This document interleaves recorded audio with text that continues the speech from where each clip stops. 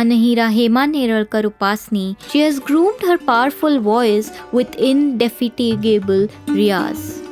Music is truly in her genes. The Sopranos is a music school and recording studio by Hema Upasani.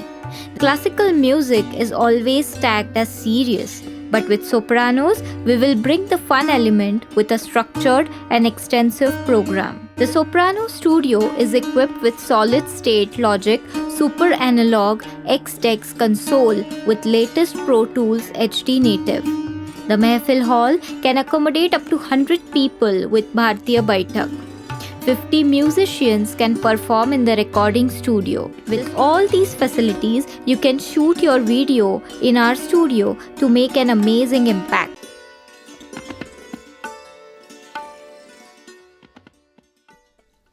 रसिका नमस्कार। नमस्कार धनंजय जी। नमस्कार। आज हमारे studio में किराना घराना के एक बहुत ही टैलेंटेड यंग आर्टिस्ट को हमने इनवाइट किया है। तो धनंजय जी, मैं आपका बहुत मन से स्वागत करती हूँ कि इतनी बढ़िया आपने शुरुआत करी है अलैया बिलावल से। तो मैं ये जानना चाहती हूँ कि वो बंदिश इतना बढ़िया था, वो किसका था और उनके बारे में आप हमसे थोड़ा बताइए।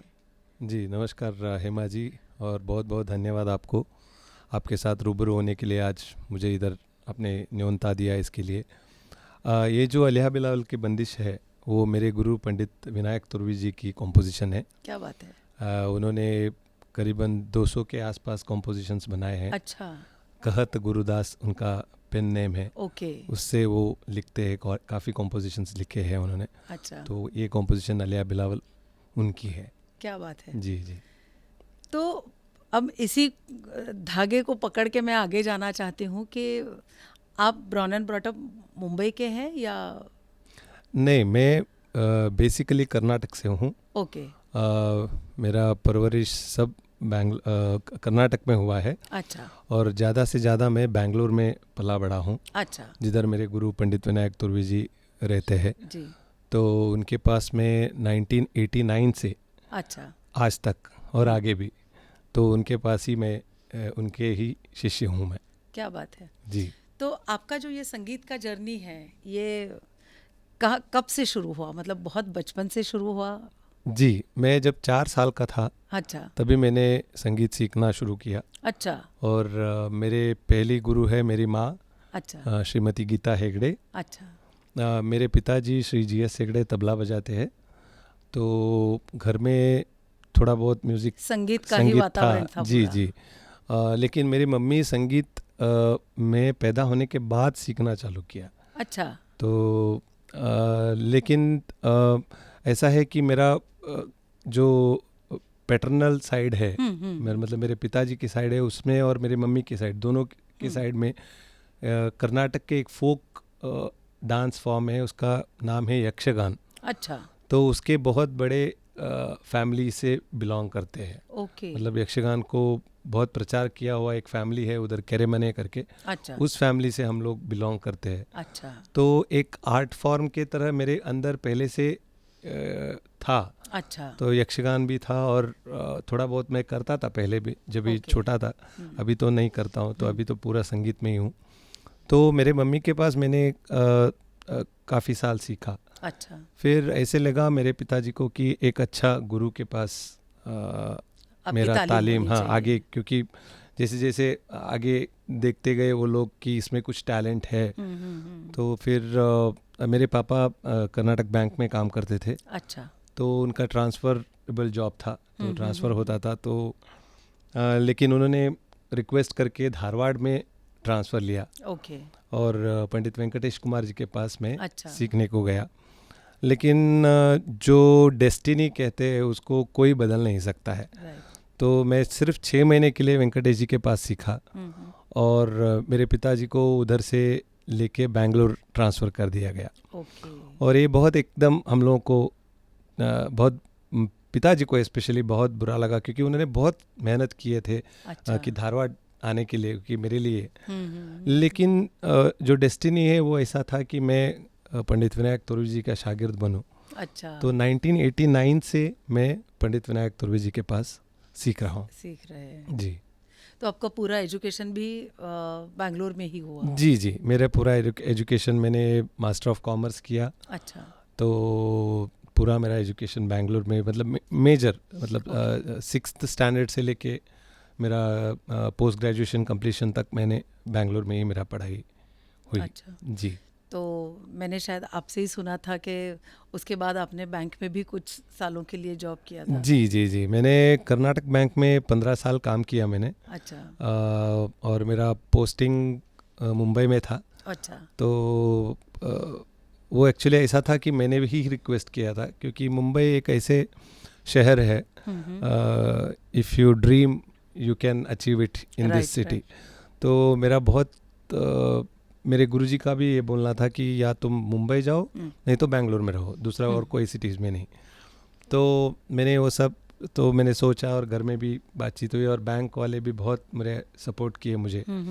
और मैं बैंक में 2003 को ज्वाइन हुआ। अच्छा। कर्नाटक बैंक में, और मुंबई आया 2003 में, और 2018 तक मैंने कर्नाटक बैंक में काम किया। अच्छा। As a manager, branch manager भी काम किया मैंने 2 ब्रांच में। जी।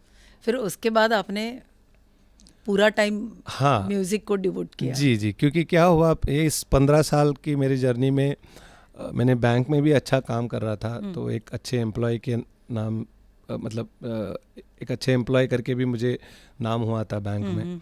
और संगीत में भी मेरा प्रोग्रेस अच्छा हो रहा था मेरे संगीत के करियर में। तो दोनों जगह रिस्पॉन्सिबिलिटी बढ़ने लगे, क्योंकि बैंक में भी अच्छा काम करता हूँ करके प्रमोशन दिया। तो दोनों जगह पे मुझे थोड़ा लगने लगा 2017 के आसपास की मुश्किल हो रहा है। लेकिन ये तो भगवान ने दिया हुआ टैलेंट है, ये तो मैं छोड़ने का सवाल ही नहीं था।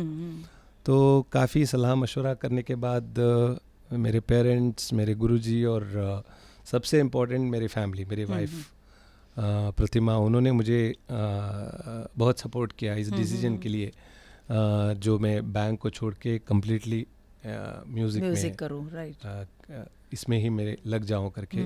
मुझसे ज़्यादा कॉन्फिडेंस उनको था, मेरे वाइफ को उनको और लगा ये बहुत ज़रूरी होता है। जी जी जी, बहुत। अरे घर में सपोर्ट नहीं है तो हम कुछ नहीं कर सकते, कुछ नहीं कर सकते। पहले मम्मी पापा का सपोर्ट होना चाहिए, बाद में वाइफ का सपोर्ट होना बहुत ही ज़रूरी है। इसकी वजह से हम लोग कर पाते हैं। राइट।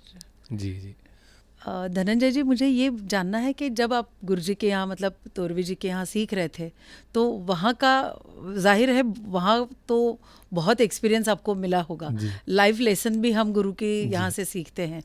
तो वो कुछ बता के, मुझे लगता है कि किराना घराने के जो एक हम जिनको भगवान बोलते हैं, पंडित भीमसेन जोशी जी, तो मैंने ऐसा सुना था कि आपका और उनका भी एक आपको उनका भी साथ बहुत आपको मिला है। जी जी। तो उसके बारे में आप कुछ बोलना चाहेंगे? जी ज़रूर ज़रूर। मेरे गुरु पंडित विनायक तुर्वे जी एक बहुत ही अच्छे गुरु है, क्योंकि उन्होंने मुझे राग सिखाना ये सब तो ठीक है, लेकिन एक संगीत के ऊपर उनकी जो सोच है वो उन्होंने मुझे दिया कि एक राग को कैसा देखना है, कौन सा राग कितने टाइम गाना है, क्योंकि हर एक राग का एक प्रवृत्ति होता है। तो राग को हम लोग जितने टाइम सोहनी गाए उतना टाइम दरबारी नहीं गा सकते, तो क्योंकि दरबारी का समय जो गाने का होता है वो थोड़ा अलग रहता है। या रागों में जो काम करते हैं हम लोग, तो हर राग का एक स्वरूप होता है, उसको समझना जो बहुत ज़रूरी होता है। वो मुझे मेरे गुरुजी ने, जो मैं बोल सकता हूँ कि मुझे आंख दी, दृष्टि दी मुझे कि संगीत को बहुत ही संगीत के बारे में बहुत स्ट्रिक्ट थे वो। काफ़ी मैंने उनसे बहुत उनसे गालियाँ भी खाई है मैंने, डांट भी बहुत पड़ी है। लेकिन बहुत प्यार करते थे, क्योंकि उनको पता था कि ये कुछ बनेगा आगे जाके, जो मेरे परंपरा है, उनकी परंपरा है, उसको आगे लेके जाएगा। क्योंकि पंडित विनायक तुर्वे जी उनके पहले गुरु थे गायनाचार्य गुरुराव देशपांडे जी। अच्छा। जो पंडित रामकृष्ण बुआ वजी बुआ के स्टूडेंट थे। अच्छा। तो ग्वालियर का वो उनका बेसिक तालीम था। तो उसके बाद उन्होंने पंडित भीमसेन जी के पास उन्होंने सीखा। और गुरुजी से मुझे और एक चीज़ मैं गुरुजी के बारे में बोलना चाहता हूँ।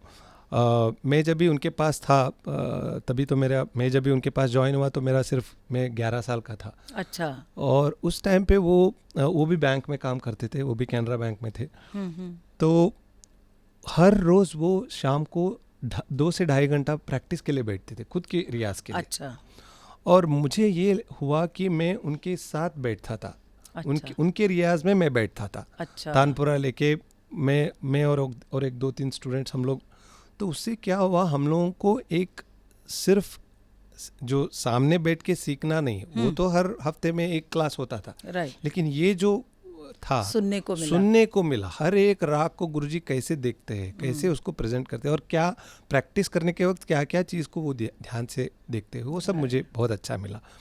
और दूसरी और एक मेरा एक्सपीरियंस है कि गुरुजी के साथ मैंने बहुत ऑल ओवर इंडिया वर्ल्ड मैंने उनके साथ घूमा है। क्या बात। तानपुरा लेके पीछे मैं वोकल सपोर्ट के लिए हर एक जगह पे जाता था, हर एक जगह पे। तो वो जो एक्सपीरियंस है ना, मेरे ख्याल से एक कलाकार बनने के लिए उसका जो योगदान है, जो उनके पीछे बैठ के हम लोग जब भी हम लोग तानपुरा लेके बैठते कार्यक्रम में, वो सीख है ना, कार्यक्रम एक परफॉर्मर के मैं बोल रहा हूँ, परफॉर्मर के लिए बहुत ही ज़रूरी है, बहुत ज़रूरी है। क्योंकि क्या है, उसमें हम लोग क्लास में जो सीखते हैं वो राग का जो स्ट्रक्चर होता है, राइट, वो टेक्निकल एस्पेक्ट होता है। जब भी प्रोग्राम में उनके पीछे बैठते तभी उनकी सोच जो होती है वो उनके लेवल पे गाते हैं। वो बिल्कुल सही। सिखाने के वक्त हमारे लेवल पे आके सिखाते क्या बात है। जब भी वो गाते हैं खुद तो उनके लेवल पे, तो वो जो सोच है वो सीखने को बहुत मुझे गुरुजी का ही आशीर्वाद है, जो भी मैं आज गाता हूँ। और वो भी हमको बहुत सीखने को मिलता है कि हर बात गुरुजी कैसे डील करते हैं। 100% है ना, क्योंकि मुझे उनके साथ इतना रहा, मैं हर एक चीज़ देखा। कभी कभी उनका तबीयत ठीक नहीं रहता था, मैंने ऐसे भी प्रोग्राम देखे जब भी उन्होंने 103 डिग्री रख के एक प्रोग्राम उनका मैंने सुना है। मतलब उसको उस टाइम पे वो क्या करते हैं, कैसे निभाते हैं, क्योंकि प्रोग्राम तो फाइनल हो चुका है, प्रोग्राम के लिए हम लोग जा चुके हैं, राइट। तो लेकिन तबीयत कभी कभी ह्यूमन ये है, नेचर है, कभी कभी तबीयत, तो ये सब चीज़ें जो है, या आपको कम समय दिया जाता है, या आपको बोला जाता है कि आपको 9 बजे का प्रोग्राम है लेकिन आते आते वो 2 बज जाता है रात को, तो एक आर्टिस्ट को कितना सारा चीज़ देखना पड़ता है, राइट। वो हम लोगों को उधर सीख कि वो सारी बातें वो कैसे हैंडल करते हैं, हाँ, है ना, क्योंकि हमें तो वो एक्सपीरियंस नहीं रहता है, तो उनका एक्सपीरियंस वो रहने की, वो इसकी वजह से हम लोग जो भी उनके साथ रहते हैं तो ये सब सीख। और दूसरा सबसे बड़ी बात, उनके साथ जब भी दूसरे महान कलाकार बैठते हैं उनकी बातें सुनना, ये सब मैंने काफ़ी सुना है। गुरुजी के साथ घूमने के वक्त काफ़ी बड़े बड़े फेस्टिवल्स में जाते थे, तो एक ही होटल में सब कलाकार लोग रहते थे, तो बड़े बड़े कलाकार रात को 3-4 बजे तक ये लोगों का गप्पा चल रहा है, तो हम लोग सिर्फ लिजनर, बराबर, बीच में बोलने का तो सवाल ही नहीं है, सिर्फ सुनते थे बैठ के। ये सब एक्सपीरियंस बहुत अच्छा था। एक्सपीरियंस करना भी अपने आप में बहुत बड़ी बात होती है। इसमें मैं बहुत भाग्यवान मानता हूँ। और दूसरी जो आपने कही कि पंडित भीमसेन जोशी जी के, उनके साथ भी मेरा मतलब काफ़ी नज़दीक की रिश्ता रहा, क्योंकि ये सब गुरुजी की वजह से ही, क्योंकि विनायक तुर्वी जी, गुरुराव देशपांडे जी के गुजरने के बाद भीमसेन जी के पास सीखे हैं, तो उनके वजह से ही मुझे भीमसेन जी का एक नज़दीकी मिला मुझे, तो काफ़ी मुझे मतलब प्यार करते थे, क्योंकि मैं सबसे छोटा था। जब भी गुरुजी की वो बैंगलोर जब भी आते थे तो हम लोग जाते थे, उनके कार्यक्रम में जाते थे सुनने के लिए। और काफ़ी उनके घर में भी मैंने पुणे में एक बार ऐसा हो गया कि वो मुझे जानते थे तो कि अच्छा गाता है, तो एक दिन ऐसा हुआ कि हम लोग गए गुरुजी के साथ, कुछ पुणे में प्रोग्राम था, तो मैं गया था, तो गुरुजी बोले चलो आज शाम को पंडित जी के यहाँ जाते हैं, तो शाम को मैं गया। ये बोलने की बात इसीलिए है क्योंकि तभी वो करीबन 70 के आसपास थे। अच्छा। और उस टाइम में भीमसेन जी हर रोज रियाज करते थे। अच्छा। मतलब भीमसेन जी को तब तक तो सभी पद्म विभूषण तक सब मिल चुका था, और मतलब सबके वो भगवान ही थे, फिर भी वो प्रैक्टिस करते थे 70s का आजू बाजू का एज में। बाप रे। तो उस दिन हम लोग ऐसे ही शाम को गए, तो सडनली वत्सला ताई ऐसे बोली कि आज तुम्ही गाओ नका, है ना, गाओ दे। अच्छा। तो मुझे दिखा के उन्होंने बोला कि इनको गाने को गवाओ आज। मैं तो मतलब हिल गया, उनके सामने क्या गाने का सवाल ही नहीं, गुरु के गुरु है वो, और सबके परम गुरु है। हाँ। लेकिन गुरुजी मेरे बाजू में बैठे थे तोरवी जी, तो कान में बोले कि अगर गुरुजी बोलते हैं गाने के लिए तो मना नहीं करने का। हाँ। क्योंकि वो गुरु का आदेश है, बिल्कुल पालन करना। अभी मेरा तो मैं क्या गाऊं उनके सामने, और उसके ऊपर मेरे गुरुजी जब ये तो भीमसेन जी बोले हाँ तुम गाओ, तो गुरुजी मेरे कान में आके बोले पुरिया गाओ। अभी भीमसेन जी के सामने पुरिया गाना मतलब बाप रे, मतलब बहुत ये ही तो डिफिकल्ट। बहुत ही डिफिकल्ट है। लेकिन क्या है, गुरुजी का एक ऑनेस्टी है, तो गुरुजी का आशीर्वाद है, तो उनके सामने गाया मैंने। क्या बात उनके है। घर में उनके सामने पुरिया ही गाया मैंने। तो बाद में ऐसे सुन के बाद में वो बोले अच्छा कर रहे हो। इतना ही आशीर्वाद, मेरे ख्याल से कोई अवार्ड इसके सामने, सब तुच्छ है सब इसके साथ। एकदम बहुत छोटे हैं, बहुत इसके। छोटे लगता है जी। तो ऐसे काफ़ी किस्से, उनके पीछे भी एक बार गाने का मौका मिला मुझे। अरे वाह। जी, सत्यसाई जो पुट्टपर्ती पुट्टुपार्थी में है, पुट्टपर्ती में, उसमें उनके पीछे भी गाने का एक सौभाग्य मिला मुझे। तो बहुत प्यार करते थे, मेरे घर में भी आए थे वो, बैंगलोर में हमारे घर पे लंच के लिए भी आए थे एक बार। तो उनका सहवास, उनका आशीर्वाद काफ़ी मिला मुझे। ये लाइफ टाइम एक्सपीरियंस है नहीं? डेफिनेटली बड़े लोगों का आशीर्वाद, जैसे आपके पिताजी, इनसे भी मैंने काफ़ी बार और काफ़ी प्रभावित हूँ उनके जो काम से। और उनको उनके साथ भी मेरा मतलब अच्छे, बहुत ही अच्छे मैंने रिश्ता थी उनके साथ जब भी वो थे। तो ऐसे सब बड़े बड़े कलाकार, यशवंत बुआ जोशी, उनके साथ काफ़ी मेरा ये था, दिनकर कायकिणी जी, सभी ऐसे लोगों से मैं गंगूबाई जी, बसवराज, इनके सब मैंने लाइव प्रोग्राम्स काफ़ी सुने हैं। क्या बात है। और इनफैक्ट मैं जब भी बहुत छोटा था तो मैं तो चाइल्ड प्रोडिजी था, तो 9-10 साल में मैंने कुंदगोल के सवाई गंधर्व में गाया था। अच्छा। और सामने कौन बैठे थे? बसवराज राजगुरु जी, मल्लिकार्जुन मंसूर जी, गंगूबाई हनगल, सब सामने बैठ के सुन रहे हैं, और मैं 9 साल का बच्चा, और सब भगवान सामने बैठे ऐसे। हैं। तो क्या है, एक बच्चे जब तो स्टेज फियर वो सब नहीं रहता है। कौन बैठा है वो भी समझ में नहीं समझ में आता। अभी मेरे ख्याल से मैं गा नहीं सकता था अगर वो सामने वो सब लोग बैठते। सच में। तो ये सब बड़े बड़े लोगों का मुझे आशीर्वाद मिला। मैं समझता हूँ उसके सामने और कुछ, मुझे लगता है कि सब आज जैसे आपने बताया कि तुच्छ है। सच में, क्योंकि जैसे मुझे याद है जब औरंगाबाद को पिताजी ने आपको बुलाया था, जी, तब आपने शायद यमन गाया था। जी। तो वो इतने दिन तक वो खुश थे मेरे पिताजी, और हमेशा बोलते थे कितना स्वच्छ और सुंदर उन्होंने यमन गाया है। मतलब उनके वो जहन से वो बात नहीं जा रही थी। मतलब बड़े लोगों का कृपा और आशीर्वाद है। और उनका ना एक सुनने का नजरिया ही अलग था। जी। और उस जमाने के कलाकार जो थे उनके सुनने का नजरिया बहुत अलग था, बहुत अलग। वो बहुत क्रिटिकली सुनते थे। आज के जैसा कि कोई कुछ भी गाओ आके अरे वाह क्या बात है, ऐसा नहीं बोलते। बहुत अच्छा गाया, ऐसा नहीं था। अगर कुछ गलत गाए तो बोल के जाते थे कि देखो बेटा इधर आप सुधारो, ये आप सुधर सकते हैं, और ये बहुत अच्छा गाया आपने। तो ये जो सब हम लोगों को सीख मिली, बहुत बहुत बहुत इम्पोर्टेंट है। तो मुझे और एक पूछना था कि मैंने सुना था कि आप भी म्यूज़िक, तो मतलब आप तो खुद इतने अच्छे आर्टिस्ट हो ही, पर उसके साथ बावजूद आप एक म्यूज़िक फेस्टिवल्स का भी कुछ आयोजन करते हो। जी, हम फेस्टिवल्स तो ऑर्गेनाइज नहीं करते, लेकिन हमारा एक संस्था है जो मेरे पिताजी चलाते हैं बैंगलोर में, उसका नाम है सप्तक। ये अभी 19 साल से चल रही है ये संस्था।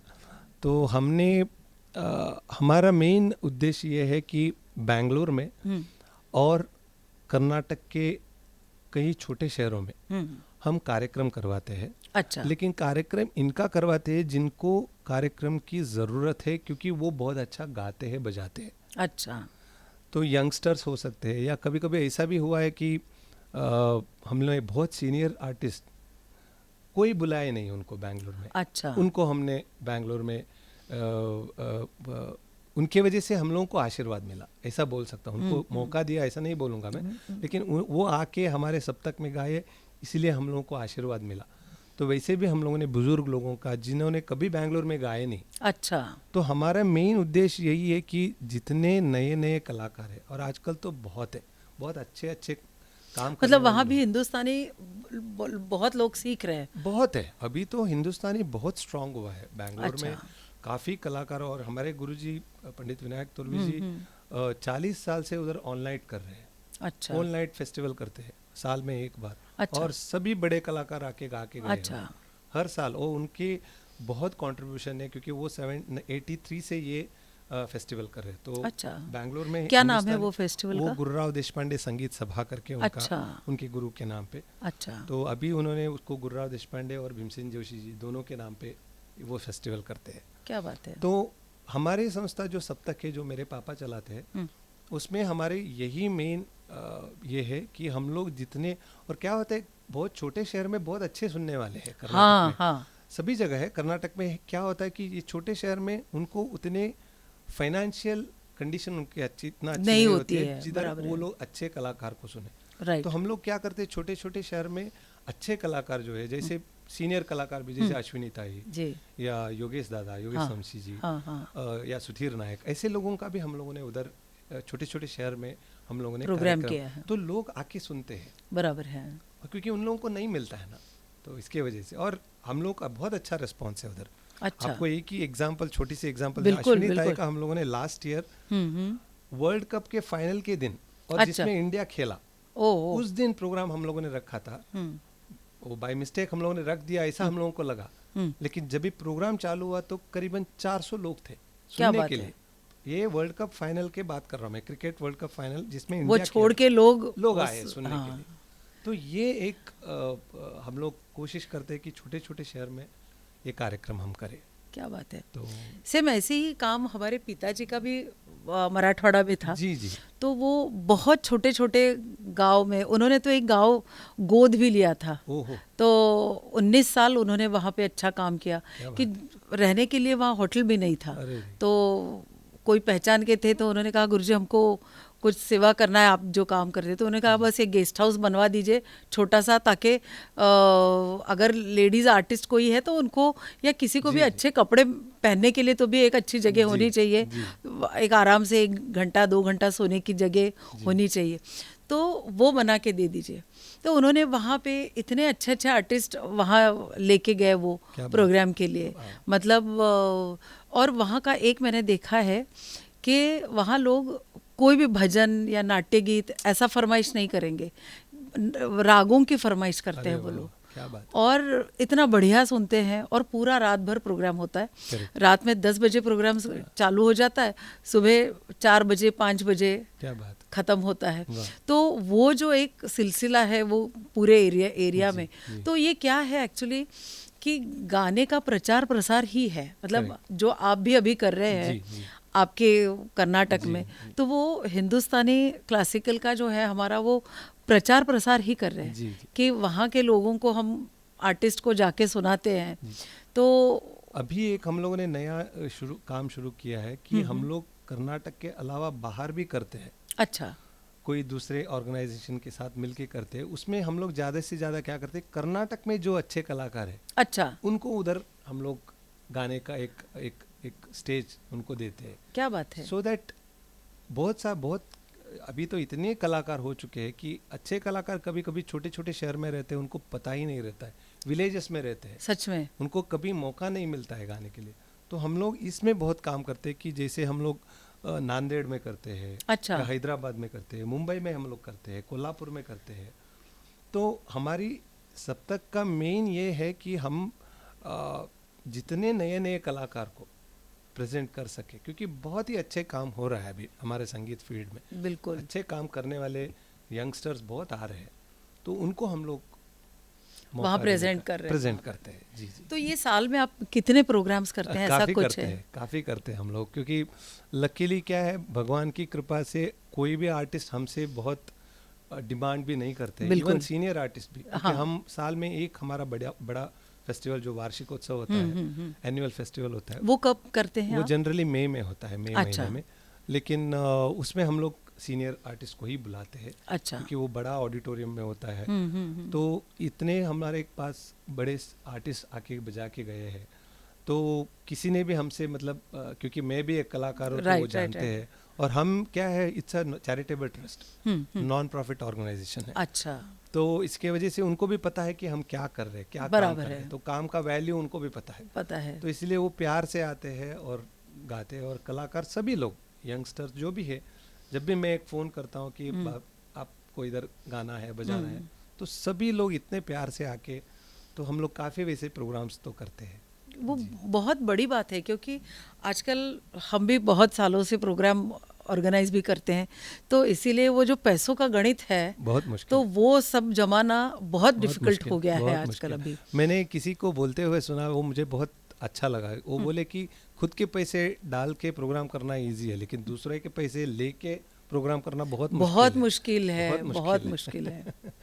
क्योंकि मैंने भी देखा है कि पिताजी ने बहुत बार ऐसे भी हुआ है कि स्पॉन्सर ने कहा कि गुरुजी हम स्पॉन्सर कर देते हैं और प्रोग्राम हम करेंगे, और लास्ट 2 दिन पहले उन्होंने बोला गुरुजी पैसा हम नहीं दे सकते। पर पिताजी तब कभी पीछे नहीं हटे कि नहीं अभी फंड्स नहीं है। तो वो हमको डांटते थे कि किसी को भी पता नहीं चलना चाहिए कि फंड्स नहीं मिलने वाला है, और चुपचाप एक चेक लिख के दे देते थे, जाओ मेरी एफडी तोड़वा दो और किसी को बताना नहीं ये बात।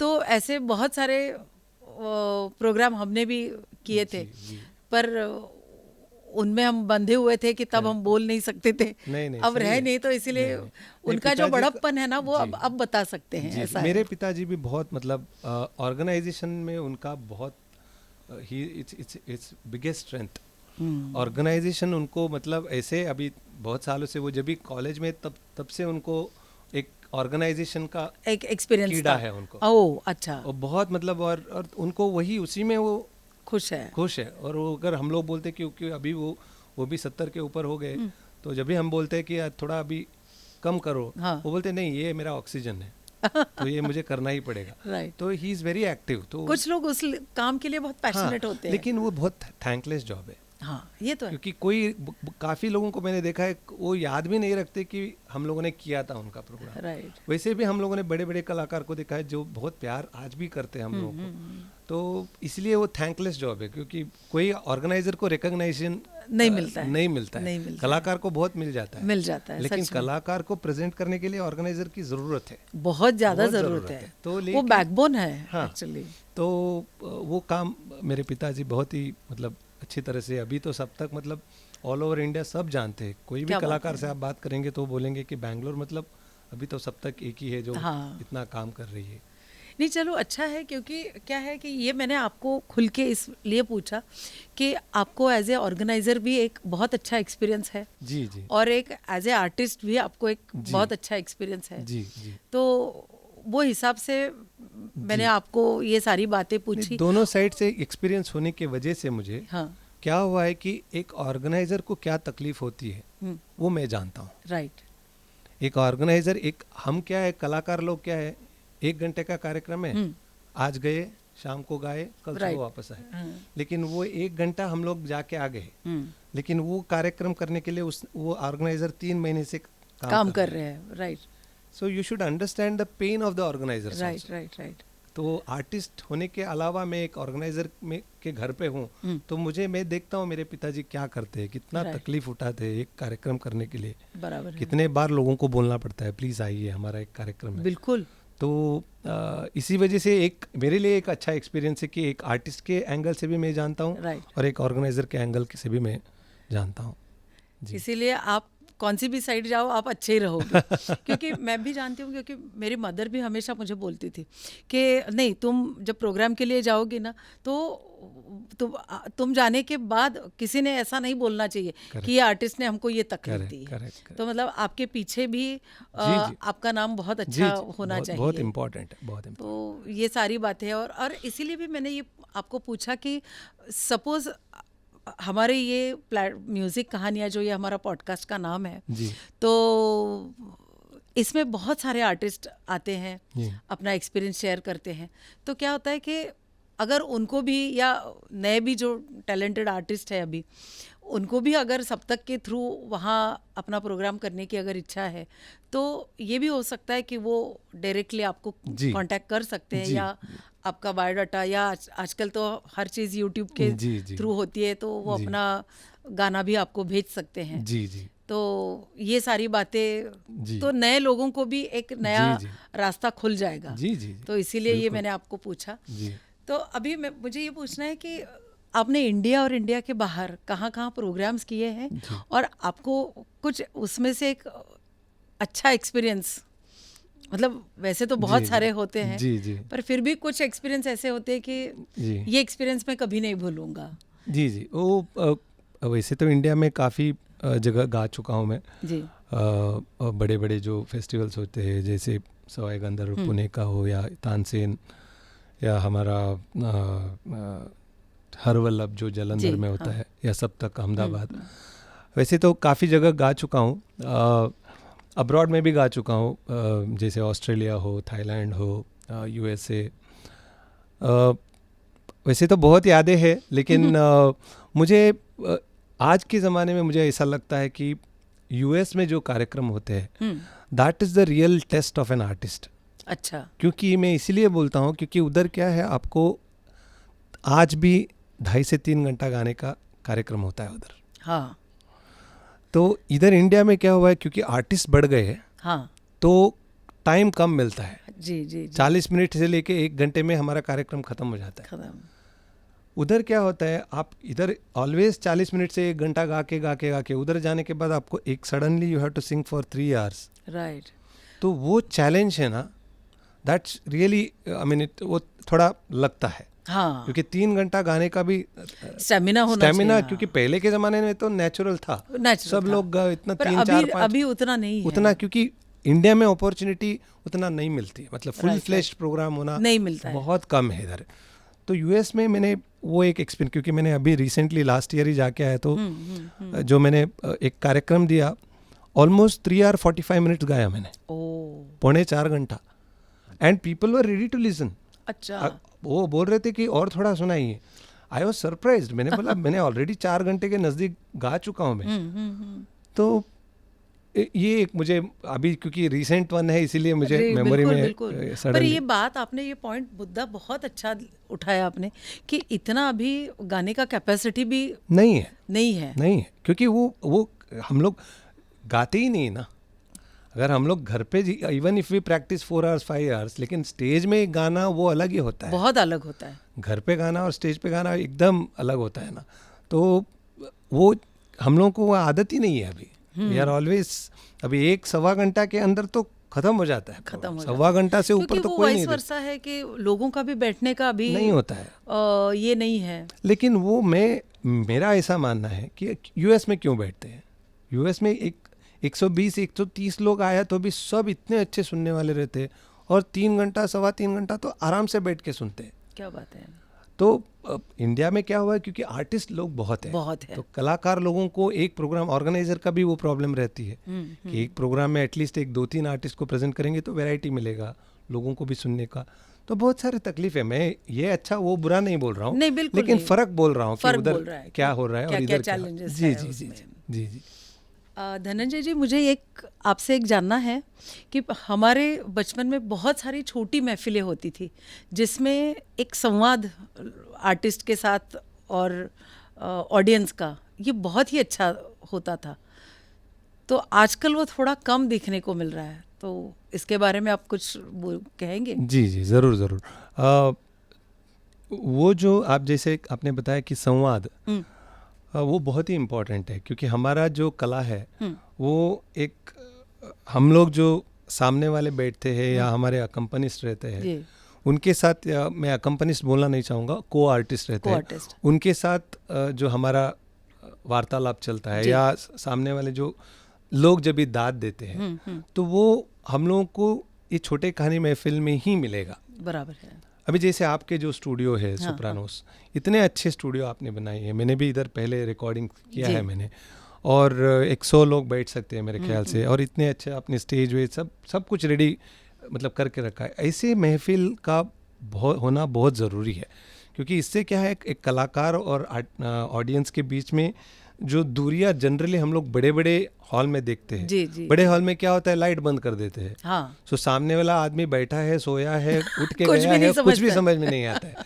और इधर इतने छोटे कहानी महफिल में क्या होता है कि आमने सामने बैठ के, और उससे हमें एक प्रेरणा मिलती है, जब लोगों का वाहवाही मिलती है या कुछ उनका एक्सप्रेशन से हमें पता चलता है कि कैसे चल रहा है गाना, तो उस हिसाब से फिर हम लोग को कुछ इम्प्रोवाइजेशन के लिए ये मिलता है। तो ऐसा कार्यक्रम होना बहुत ज़रूरी है कि छोटे कहानी महफिल जैसे आपकी स्टूडियो में हो सकता है, और मेरे ख्याल से आप कर भी रहे हैं काफ़ी प्रोग्राम्स इधर, तो मेरे ख्याल से होना बहुत ज़रूरी है। अभी हम लोग भी मतलब वैसे तो करते ही हैं, पर अभी हम लोग रेगुलर बेसिस पे इसको करना चाहते हैं कि हर 2 महीने के बाद एक यहाँ पे एक महफिल रहेगा जो अच्छे आर्टिस्ट को, और हम लोग ना जैसे अभी आपने एक आपका यूएस का एक्सपीरियंस बताया कि हम लोग भी यहाँ यही सोच रहे हैं कि 2-2, 3-3 आर्टिस्ट का कॉम्बिनेशन नहीं करेंगे। करेक्ट। एक ही आर्टिस्ट को बुलाएंगे, जी, उसको जो गाना है, करेक्ट, उसको जो प्रेजेंट करना है वो करेगा। जी।